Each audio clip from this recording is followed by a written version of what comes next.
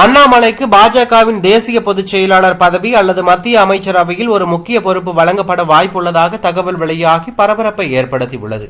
தமிழகத்தில் பாஜகவின் வாக்கு வங்கியை உயர்த்தியதில் அவருக்கு முக்கிய பங்கு உண்டு என்பதால் டெல்லி தலைமை அவரை தேசிய அரசியலில் பயன்படுத்த திட்டம் தீட்டியுள்ளதாக தகவல் வெளியாகியுள்ளது. குறிப்பாக தென் மாநிலங்களில் கட்சியை வலுப்படுத்த அண்ணாமலை போன்ற ஒரு இளம் மற்றும் துடிப்பான தலைவரின் தேவை இருப்பதாக பாஜக கருதுகிறது. வாக்கு எண்ணிக்கை முடிவுகள் வெளியான பிறகு அண்ணாமலையின் புதிய பதவி குறித்து அதிகாரப்பூர்வ அறிவிப்பு வரக்கூடும் என தகவல் வெளியாகியுள்ளது. அவர் ஒரு மாநிலங்களவை உறுப்பினராக தேர்ந்தெடுக்கப்பட்டு அதன் மூலம் மத்திய அமைச்சரவையில் இணைக்கப்படலாம் என்றும் சொல்லப்படுகிறது. அண்ணாமலை தமிழகத்தில் மட்டுமல்ல, இந்திய அளவிலும் ஒரு மிகப்பெரிய தலைவராக உருவெடுப்பார் என்று அண்மையில் தமிழகத்திற்கு வருகை தந்த மத்திய அமைச்சர்கள் பலரும் சூசகமாக தெரிவித்தது குறிப்பிடத்தக்கது. தேர்தல் முடிவுகள் எப்படி இருந்தாலும் அண்ணாமலையின் அரசியல் எதிர்காலம் டெல்லியை நோக்கியே இருக்கும் என்பது மட்டும் உறுதி.